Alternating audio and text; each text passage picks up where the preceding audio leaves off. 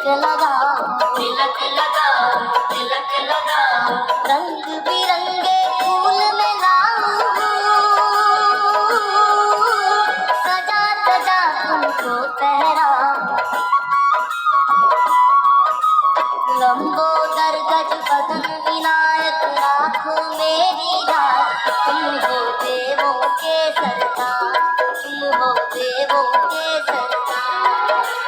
सूंड काला सूंड सुनाला मस्तक मोटा काल, गणपति देव बड़ा बलवान, गणपति देव बड़ा बलवान। निर्जला एकादशी व्रत कथा। भीमसेन व्यास जी से कहने लगे कि हे पितामह, भ्राता युधिष्ठिर, माता कुंती, द्रौपदी, अर्जुन, नकुल और सहदेव आदि सब एकादशी का व्रत करने को कहते हैं, परंतु महाराज मैं उनसे कहता हूँ कि भाई मैं भगवान की शक्ति पूजा आदि तो कर सकता हूँ, दान भी दे सकता हूँ, परंतु भोजन के बिना नहीं रह सकता। इस पर व्यास जी कहने लगे कि हे भीमसेन, यदि तुम नरक को बुरा और स्वर्ग को अच्छा समझते हो तो प्रति मास की दोनों एकादशियों को अन्न मत खाया करो। भीम कहने लगे कि हे पितामह, मैं तो पहले ही कह चुका हूँ कि मैं भूख सहन नहीं कर सकता। यदि वर्ष भर में कोई एक ही व्रत हो तो वह मैं रख सकता हूँ, क्योंकि मेरे पेट में वृक नाम वाली अग्नि है, सो मैं भोजन किए बिना नहीं रह सकता। भोजन करने से वह शांत रहती है, इसलिए पूरा उपवास तो क्या एक समय भी बिना भोजन किए रहना कठिन है। अतः आप मुझे कोई ऐसा व्रत बताए जो वर्ष में केवल एक बार ही करना पड़े और मुझे स्वर्ग की प्राप्ति हो जाए। श्री व्यास जी कहने लगे कि हे पुत्र, बड़े बड़े ऋषियों ने बहुत शास्त्र आदि बनाए हैं जिनसे बिना धन के थोड़े परिश्रम से ही स्वर्ग की प्राप्ति हो सकती है। इसी प्रकार शास्त्रों में दोनों पक्षों की एकादशी का व्रत मुक्ति के लिए रखा जाता है। व्यास जी के वचन सुनकर भीमसेन नरक में जाने के नाम से भयभीत हो गए और कांपकर कहने लगे कि अब क्या करूं? मास में 2 व्रत तो मैं कर नहीं सकता, हाँ वर्ष में एक व्रत करने का प्रयत्न अवश्य कर सकता हूँ। अतः वर्ष में एक दिन व्रत करने से यदि मेरी मुक्ति हो जाए तो ऐसा कोई व्रत बताए। ये सुनकर व्यास जी कहने लगे कि वृषभ और मिथुन की संक्रांति के बीच ज्येष्ठ मास के शुक्ल पक्ष की जो एकादशी आती है, उसका नाम निर्जला है। तुम उस एकादशी का व्रत करो। इस एकादशी के व्रत में स्नान और आचमन के सिवा जल वर्जित है।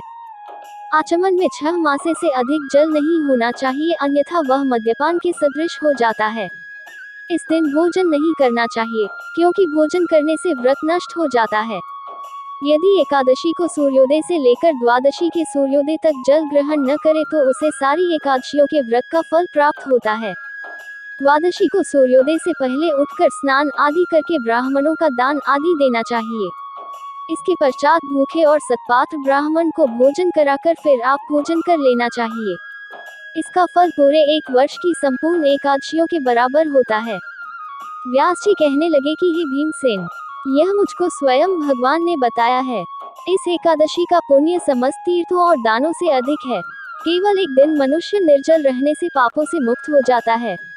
जो मनुष्य निर्जला एकादशी का व्रत करते हैं उनकी मृत्यु के समय यमदूत आकर नहीं घेरते, वरन भगवान के पार्षद उसे पुष्पक विमान में बिठाकर स्वर्ग को ले जाते हैं।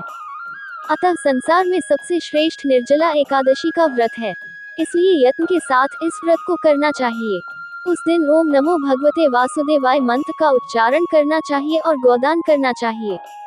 इस प्रकार व्यास जी की आज्ञानुसार भीमसेन ने इस व्रत को किया। इसलिए इस एकादशी को भीमसेनी या पांडव एकादशी भी कहते हैं। निर्जला व्रत करने से पूर्व भगवान से प्रार्थना करें कि हे भगवान, आज मैं निर्जला व्रत करता हूँ, दूसरे दिन भोजन करूँगा। मैं इस व्रत को श्रद्धापूर्वक करूँगा, अतः आपकी कृपा से मेरे सब पाप नष्ट हो जाएं। इस दिन जल से भरा हुआ एक घड़ा वस्त्र से धन कर स्वर्ण सहित दान करना चाहिए। जो मनुष्य इस व्रत को करते हैं उनको करोड़ पल सोने के दान का फल मिलता है, और जो इस दिन यज्ञादिक करते हैं उनका फल तो वर्णन ही नहीं किया जा सकता। इस एकादशी के व्रत से मनुष्य विष्णुलोक को प्राप्त होता है। जो मनुष्य इस दिन अन्न खाते हैं वे चांडाल के समान हैं, वे अंत में नरक में जाते हैं।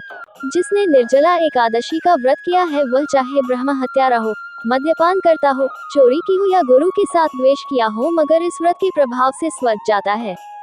हे कुंती पुत्र, जो पुरुष या स्त्री श्रद्धापूर्वक इस व्रत को करते हैं उन्हें अग्रलिखित कर्म करने चाहिए। प्रथम भगवान का पूजन, फिर गोदान, ब्राह्मणों को मिष्ठान व दक्षिणा देनी चाहिए तथा जल से भरे कलश का दान अवश्य करना चाहिए। निर्जला के दिन अन्न, वस्त्र, उपाहन, जूती आदि का दान भी करना चाहिए। जो मनुष्य भक्तिपूर्वक इस कथा को पढ़ते या सुनते हैं, उन्हें निश्चय ही स्वर्ग की प्राप्ति होती है।